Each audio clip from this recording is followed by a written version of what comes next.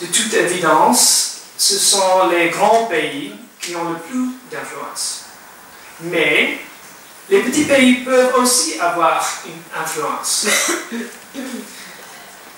Dans les 9 premières années au sein de l'Union européenne, la République tchèque et la Slovaquie ont toutes deux cherché à s'intégrer plus profondément dans l'Union, notamment avec Schengen, le développement le plus important, à mon avis. Mais il y a une différence fondamentale. La Slovaquie a adopté l'euro il y a plus de 4 ans. La République tchèque n'est pas susceptible de l'adopter avant au moins, je crois, au moins de 5 ans. Et il n'est pas inévitable qu'ils le feront. Donc, tant que cette différence demeure, la République tchèque conserve une certaine indépendance. Il ne lui sera pas demandé de renflouer les membres défaillants de la zone euro. Mais ils n'auront pas non plus leur mot à dire dans la façon dont ou si on s'adresse aux économies défaillantes. Et c'est ridicule de penser qu'ils ne sont pas affectés. L'économie tchèque est fortement tributaire de l'économie de la zone euro et de ses États membres. Par exemple, l'Italie représente 5% des exportations tchèques. Si l'Italie est en crise, ça va faire mal aux exportations tchèques. L'Allemagne représente plus de 30% des exportations tchèques. S'ils doivent dépenser de l'argent pour renflouer notre l'Italie, cela signifie que les Allemands auront probablement moins d'argent pour acheter des Skoda. Mais, comme elle n'est pas dans la zone euro, la République tchèque n'a rien à dire, presque rien à dire, sur la façon d'aider l'Italie. Ici, nous revenons au sport. La République tchèque n'est pas dans le match. La Slovaquie, elle est dans le match. La Slovaquie est un petit joueur parmi les géants de la zone euro, c'est vrai. Mais au moins, elle joue dans le même jeu. De plus, dans la même équipe. À l'occasion, le ballon ou la rondelle peut-être, pour les hockeystes, puisqu'elle a participé en octobre 2011 au plan de sauvetage de Grèce, elle n'a pas manié le ballon tout en douceur, amenant le gouvernement traditionnel à perdre un vote de confiance. Mais elle a montré ses tours, elle a repris le contrôle et elle a renvoyé le ballon aux joueurs stars. Les dirigeants slovaques connaissent leurs obligations. Ils connaissent les limites de leur pouvoir. Et ils sont très à l'aise avec elles. Donc, quand est-ce que cette divergence a commencé? À mon avis, c'était en 2009. 5 choses se sont passées cette année qui ont radicalement modifié les rôles que la République tchèque et la Slovaquie jouent dans l'Union européenne. L'année a commencé avec une promesse pour les deux pays. La première étape est de loin la plus importante de l'année. Le 1er janvier, la Slovaquie a adopté l'euro. J'ai déjà parlé de l'importance historique de cette adoption. Deuxième, et au même instant, la République tchèque a assumé la présidence de l'Union européenne. cet événement historique avait également un grand potentiel pour un impact positif sur l'influence et la réputation du pays. Mais en quelques heures, le troisième événement clé s'est produit. Une crise majeure. Ce même jour, la Russie a annoncé qu'elle coupait la fourniture de gaz à l'Ukraine et de ce fait à de nombreux États membres de l'Union européenne. Donc, quelques priorités qui eurent les Tchèques. Celle-ci était maintenant en attente alors que le chauffage commençait à être mis en danger au milieu de l'hiver. Cette crise a été résolue grâce aux Tchèques, mais à un grand nombre d'interventions aussi d'Angela Merkel et quelqu'une de Nicolas Sarkozy, qui venait de terminer les 6 mois de la France comme président du Conseil. Si je peux dire, et je sais que peut-être c'est un peu controversial dans ce bâtiment, mais la présidence, sous le choc de ce début, la présidence semestrielle des Tchèques ne sont jamais complètement remise. À certains égards, cela a empiré.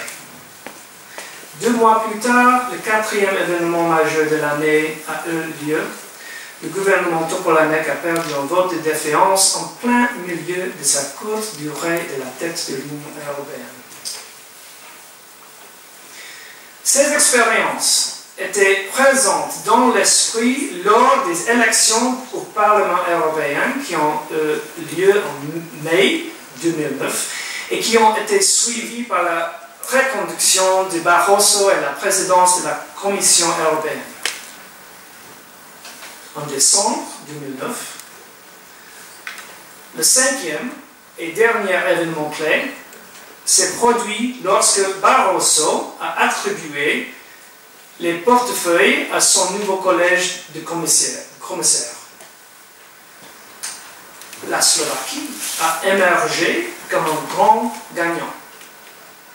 Maroš Šefčovič a été nommé l'un des 5 vice-présidents, seulement le 2e à venir d'un nouvel État membre, derrière Siim Kallas, qu'il avait gagné en vertu de son statut antérieur de premier ministre de l'Estonie. Donc, ainsi, seulement un an, la situation des 2 pays au sein de l'Union européenne avait divergé radicalement. À la fin de 2008, c'était des États membres avec un statut pratiquement égal. À la fin de 2009, la Slovaquie portait l'uniforme de l'équipe de la zone euro et avait un vice-président à la Commission. La République tchèque portait l'héritage de l'une des présidences plus difficiles de ces derniers temps. Cette combinaison de l'influence structurelle réelle et de la réputation perçue nous donne une leçon importante, à mon avis. Cette leçon, c'est rejoignez l'équipe. Vous serez récompensé. Donc, c'est pour moi, pour vous. Et je sais. Donc, on va voir.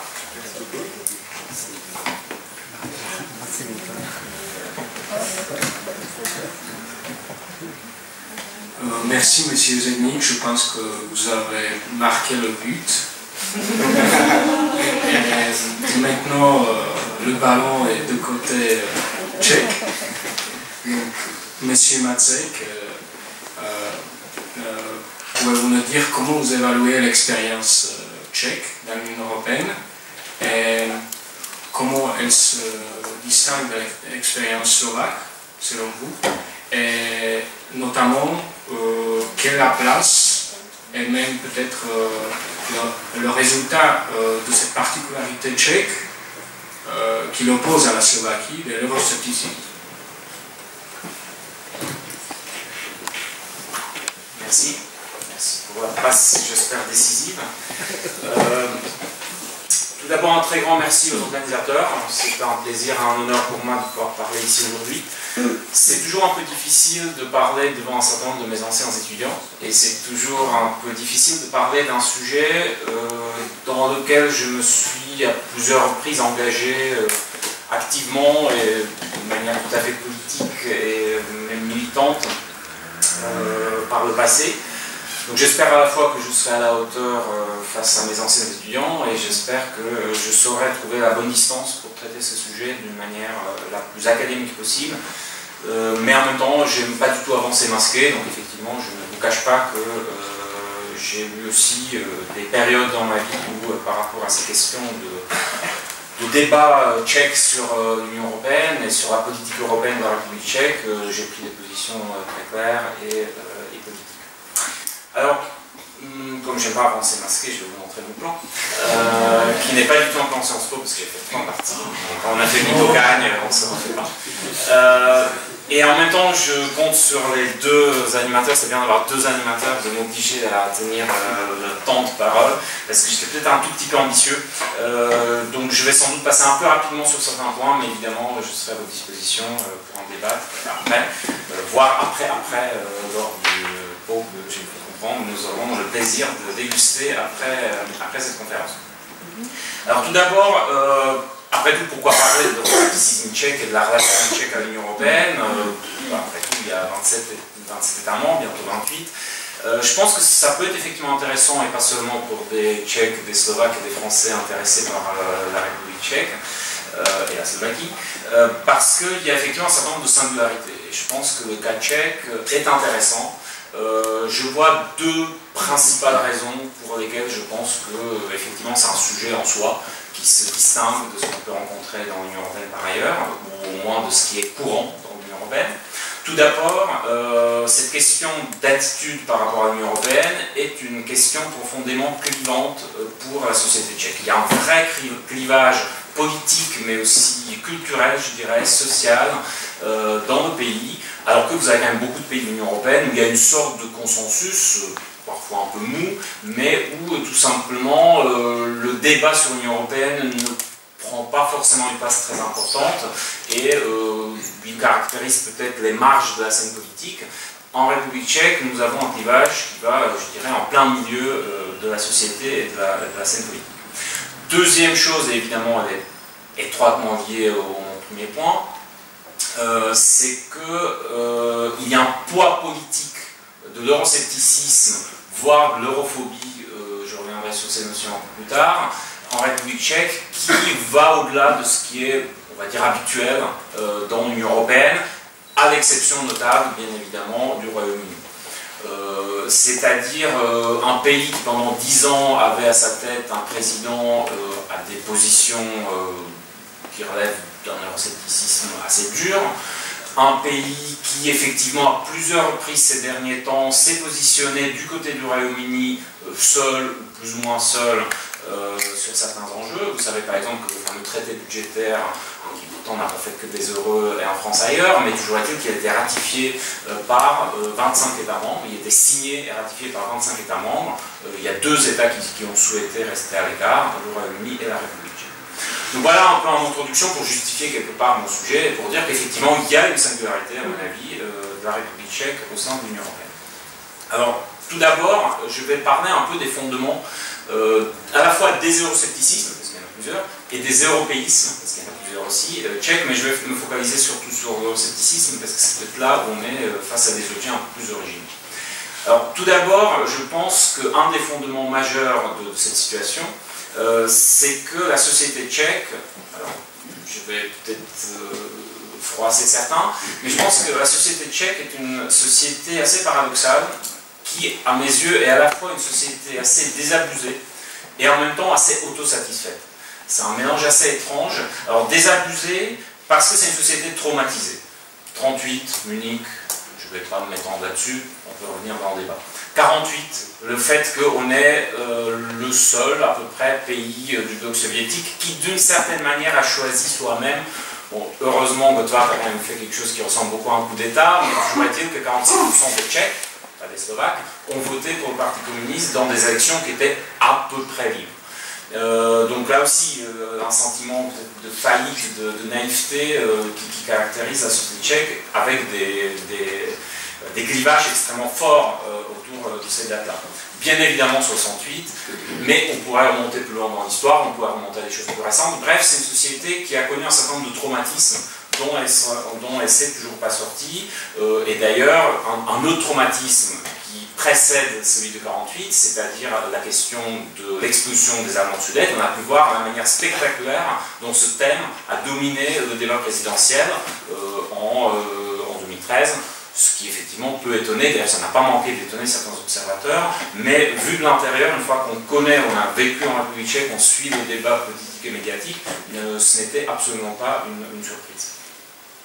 Je pense qu'un autre problème de la société tchèque, qui est d'ailleurs à mon avis une conséquence de ces traumatismes et de ce côté un peu... Alors justement, j'arrive au terme désabusé, voire parfois un peu cynique. Je pense que nous avons un pays qui a un énorme problème avec l'autorité politique, avec tout discours politique enthousiaste positif. Je m'explique, nous sommes le pays du soldage bête. C'est-à-dire face à une autorité qu'a priori on considère comme illégitime, comme stupide, on ne réagit pas en se révoltant, mais on réagit en la tournant en dérision. Alors, je ne vais pas broder pendant des heures sur Schweik, c'est évidemment qu'un personnage, on pourra en opposer d'autres, mais je pense que c'est quelque chose qui est assez profond dans l'identité tchèque. Et c'est vrai que aussi, si on regarde par exemple un certain nombre de phénomènes plus récents, ce côté un peu subversif, ce côté dérision, y compris autodérision, ce qui est d'ailleurs salvateur, parce que ça rend tout ça très sympathique.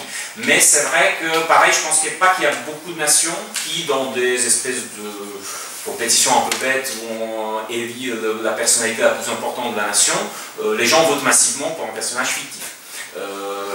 Voilà, il y a toute une série de choses qui effectivement montrent un peu ce rejet de tout ce qui est officiel, et du coup le discours sur l'Union européenne est extrêmement difficile à tenir. C'est-à-dire vous traduisez mot à mot un discours standard d'un politicien français qui va parler de l'Europe de la paix, de ces grands projets, etc. Vous traduisez ça en tchèque et vous mettez ça dans la bouche d'un politicien tchèque, ça ne passe pas. C'est immédiatement assimilé à de la propagande. Celui qui le tient, si les jeunes, on dit qu'il ressemble aux jeunesses socialistes si bien décrites, l'optimisme obligatoire des jeunes socialistes si bien décrit par Kundera et d'autres. Bref, c'est un discours qui ne marche pas dans un pays désabusé, sceptique, où effectivement, du coup, on a envie d'un discours plus pragmatique, plus terre-à-terre, mais du coup après on va dire oui mais tout ça c'est trop technique, ça manque d'âme, etc. Et en même temps, j'ai dit désabusé mais assez auto-satisfaite, il y a, je pense, et j'assume ça, c'est pas toujours agréable en tant que tchèque, je pense qu'il y a une sorte de complexe de supériorité tchèque. Nous faisons partie des nations qui quand même aiment beaucoup se penser comme une exception. Et notamment depuis Jan Hus, nous adorons une posture, celle d'avoir raison contre tous. C'est-à-dire quand, dans la plupart d'autres pays européens, si 27 États pensent quelque chose, ils se disent, bon, a priori, ils sont peut-être pas tous complètement stupides, donc peut-être que c'est pas... Oui, j'ai dit quelques nations, il y a effectivement quelques nations élues. Les Tchèques, c'est l'inverse, c'est-à-dire, si tout le monde pense que c'est ça, c'est sans doute qu'ils ont tous tort, et nous allons avoir raison seuls contre tous. Il y a une sorte de messianisme, d'ailleurs pareil, il n'y a pas forcément beaucoup de nations qui mettent sur leur étendard présidentiel des choses aussi grandiloquentes que la vérité vaincra. Il y a cette espèce de prétention au message universel que la nation tchèque porterait, qui remonte effectivement très loin, mais qui par exemple a caractérisé aussi, c'est analysé de manière très intéressante par un dissident qui s'appelle Petr Pidart, quand il a écrit un livre sur 68, où justement il explique que alors que les communistes hongrois, polonais, etc., toujours jouaient une carte communiste et nationale, les communistes tchécoslovaques voulaient sauver le système communiste, l'idée communiste, et ils n'en avaient rien à faire de, on va dire, l'aspect national tchèque ou slovaque, sauf les Slovaques, peut-être, enfin, je ne vais pas entrer dans ce débat-là, mais effectivement, l'élite communiste tchécoslovaque en 68, encore une fois, se projetait dans une espèce de mission, nous serons le socialisme, pas pour nous, mais pour le monde entier. Donc cette espèce de tentation messianique, cette espèce de complexe de supériorité, je pense que aussi ça rend les choses parfois compliquées au sein de l'Union européenne.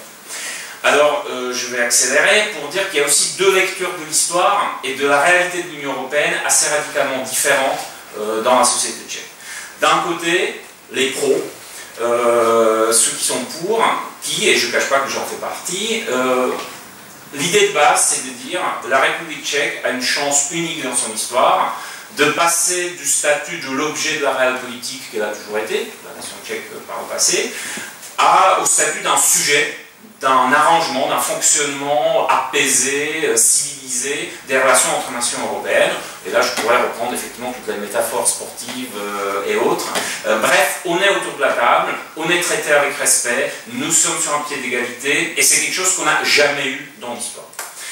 Ça, c'est le fondement profond de l'attitude pro-européenne telle qu'elle existe en République tchèque. Et là, c'est pas très original, c'est ce que partagent beaucoup de petits pays qui effectivement ont souvent eu ce sentiment, comme dit Kundera, du fait que leur existence ne va pas de soi, c'est-à-dire effectivement des nations qui ont connu, je dirais, des moments où leur existence même était en jeu. Chose qui n'est pas toujours compréhensible pour des grandes nations européennes qui effectivement ont rarement, c'est vrai que quand les Bourguignons étaient en train de taper sur les portes de Paris, la nation française pouvait peut-être se croire, enfin la nation française naissante pouvait se sentir menacée. Peut-être en 1792 il peut y avoir des petits moments de doute aussi, mais c'est vrai que c'est un peu moins fréquent qu'en Europe centrale orientale. Du coup, les références historiques des pro-européens tchèques, elles sont essentiellement basées sur une vision assez cosmopolite de l'histoire tchèque, une attitude ouverte, conciliante par rapport à la thématique tchéco-allemande, de la relation entre le phénomène, enfin, l'élément tchèque et l'élément germanophone ou allemand. Les expériences multinationales passées, que ce soit la Tchécoslovaquie, que ce soit à moindre degré l'Autriche-Hongrie, ne sont pas forcément rejetées, voire même sont plutôt valorisées. Voilà, ça c'est le pôle pro-européen. Le pôle anti-européen, je mets beaucoup de guillemets, c'est pas du tout ça. L'Union européenne, c'est une nouvelle domination, comme nous en avons déjà vécu beaucoup, donc c'est juste une de plus. Il y a une exploitation d'un certain nombre de mythes nationaux, et notamment je pense que le mythe hussite joue un rôle assez important dans l'inconscient collectif des gens qui se réfugient dans cette attitude-là. Il y a mythe hussite considéré comme le paradigme de l'affrontement vital et permanent entre les Tchèques et les Allemands, donc un discours extrêmement méfiant par rapport à l'Allemagne, voire agressif par rapport à l'Allemagne, ou plus exactement par rapport à ce qui est perçu comme la volonté allemande de domination à nouveau. Évidemment, tout ce qui est Autriche-Hongrie, etc., c'est rejeté comme la période de l'obscurantisme, etc. Donc vous voyez bien deux visions et deux référentiels historiques très différents, et en même temps, je pense qu'ils ont quelque chose en commun. Deux choses. Tout d'abord, si on analyse ça jusqu'au bout du bout, je trouve que finalement on revient au même manque de confiance en soi, finalement, avec deux séries de conséquences et de conclusions complètement différentes, mais au fond, il y a toujours ce sentiment qu'on est tout petit et tout le monde est méchant avec nous, et il y a juste deux stratégies de s'en sortir qui sont un peu différentes. Et puis, souvent, ce qui caractérise ces discours-là, au niveau politique, c'est que c'est des discours assez faibles techniquement, qui restent sur un niveau de généralité, c'est des schémas idéologiques très forts, très compréhensibles, très prenants, mais en général, ça commence à boiter sérieusement dès qu'on aborde un objet un petit peu plus concret.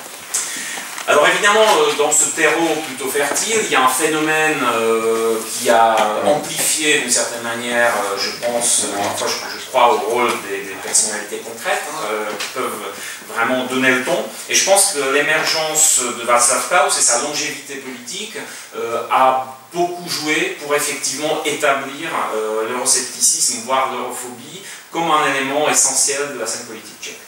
Alors très rapidement sur le phénomène Klaus, pareil, on peut revenir dans des questions. Sur le fond, c'est un discours que, sans trop de simplification, je pense qu'on peut dire que c'est une sorte d'importation du modèle britannique, du discours des conservateurs britanniques dans la réalité centro-européenne, donc en ajoutant notamment une note, on va dire anti-allemande pour faire vite, assez forte. Pourquoi? Parce que l'idée de base de Claus, la démocratie ne peut exister qu'au niveau national. La démocratie égale la nation. En ça, c'est un jacobin, voire un gaulliste qui s'ignore. Alors, il n'aime pas trop les références françaises, enfin si, pour les coller sur les autres, mais effectivement, c'est parfois frappant de voir une certaine convergence entre un certain discours souverainiste français et le discours de Claus, notamment aussi la méfiance non seulement par rapport à l'Union européenne, mais aussi par rapport à la démocratie locale et par rapport à des corps intermédiaires entre l'État, nation, et le citoyen. Évidemment, une vision extrêmement, je dirais, enfin, je veux éviter des termes polémiques, donc on va dire extrêmement rigoureuse de la souveraineté. Il y a un juriste, philosophe du droit tchèque, Jiří Příbram, qui a écrit un joli article où le titre c'était assez parlant: la souveraineté, ce n'est pas la même chose que la virginité, c'est-à-dire on n'est pas dans une logique où soit on l'a, soit on l'a pas. Václav Klaus justement considère que la souveraineté c'est la virginité, soit on l'a, soit on l'a pas, mais on ne peut pas entre les deux. Autrement dit, une vision intransigeante de ce qu'est la souveraineté nationale, une vision assez formaliste, c'est-à-dire c'est la souveraineté formelle qui compte, et on est un peu embarrassé par une réflexion qui est typique pour les défenseurs du projet européen sur le décalage entre la souveraineté formelle et la souveraineté réelle telle qu'on peut réellement l'exercer.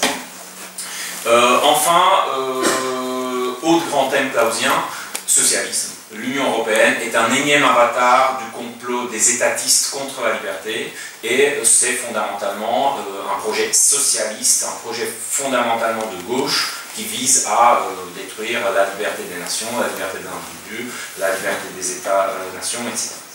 Pourquoi ce discours est fort? Pourquoi il marche si bien? Václav Klaus est quelqu'un d'extrêmement fort en communication politique, il manie les symboles avec une maestria assez étonnante, et il sait parfaitement exploiter justement les petits traumatismes et la vision collective qui quand même existe beaucoup en République tchèque, et notamment il profite du fait que dans la tête quand même d'une bonne partie, probablement de la majorité des Tchèques, le schéma historiographique dominant, c'est d'une alliance, hélas fertile, je dirais, entre la lecture nationaliste du 19e et la lecture communiste, marxiste, post-45, notamment sur des mythes fondateurs comme le lucisme, etc. Autre élément qui l'a renforcé pendant assez longtemps, et en fait toujours, c'est qu'il est excellent dans le rôle de l'outsider. C'est pas pour rien qu'il a lui-même dit je suis un dissident. Donc, justement parce qu'il sait très bien, quand il est parti devant la Cour constitutionnelle tchèque pour défendre son recours contre le traité de Lisbonne, il s'est assimilé ouvertement à Jan Hus en disant bah voilà, comme Jan Hus allait à Constance, moi je me rends à Brno et ça se trouve on va me brûler. Voilà. Typiquement le genre de posture, je suis seul contre tous, et c'est vrai qu'en République tchèque on aime bien cette posture-là. Troisième élément, longévité et persévérance. Et travail, c'est un bourreau de travail, et le problème de beaucoup d'hommes politiques tchèques c'est qu'ils ne travaillent pas assez. Lui il travaille trop, et ça se voit. Il y a des résultats, c'est quelqu'un qui ne lâche jamais. Et quand il a une idée fixe, bah, il la répète, et il se trouve qu'il en a 3 ou 4. À force de le vivre pendant 20 ans, bah, effectivement, les 3-4 idées, elles sont bien établies dans la scène politique et médiatique tchèque. Et puis, le quatrième élément, une certaine simplicité de propos, bah, effectivement, mais encore une fois, j'ai déjà dit, c'est un bon communicant politique, il sait aller, je dirais, au degré nécessaire de la simplicité pour que son message passe. Alors, je vais passer très rapidement sur ma dernière partie qui sera aussi un peu ma conclusion. Je pense qu'il y a 4 étapes majeures dans l'évolution, et c'est là où, parce que je commence à vous assommer, donc je vais mettre quelques images pour vous faire plaisir, hein, j'espère. Voilà d'où on part. Voilà, le slogan de 89, retour en Europe. C'est-à-dire, on part d'une Europe symbole, le rêve, la reconnaissance d'être une démocratie, d'être une économie de marché prospère, etc. Voilà d'où on part, et donc un consensus national, hors les 15% des électeurs communistes. En gros, l'Europe, donc l'Union européenne et l'OTAN, parce que lorsqu'on parle de l'Europe à ce moment-là, on ne dissocie pas ce qu'on appelle, à l'époque les structures occidentales. Voilà un peu le point de départ que effectivement je traiterais d'un peu naïf, dans la mesure, enfin tout à fait compréhensible vu l'ambiance et tout à fait salutaire, je dirais, après 89, mais effectivement quelque chose qui n'était pas appelé à durer, et tous les pays candidats sont passés par là. Voilà où on arrive un peu plus tard, 2002. Voilà, le consensus n'existe plus. Vous avez des forces politiques qui se positionnent sur des thèmes eurosceptiques et qui vont sortir la carte des intérêts nationaux, terme qui n'existait pas vraiment dans le débat politique au début des années 90. Donc, deuxième étape, une sorte de frustration liée aussi à la façon dont le processus d'élargissement était géré du côté occidental et bruxellois, mais aussi du fait de se rendre un peu plus réaliste et de se rendre compte que les choses ne sont pas que roses lorsqu'on adhère à l'Union européenne, et des débats de préadhésion parfois un peu douloureux, par exemple ces horribles bureaucrates de Bruxelles qui veulent nous interdire notre homme, voilà de quoi vous pouvez perdre quelques pourcentages dans les sondages de popularité de l'Union européenne. Juste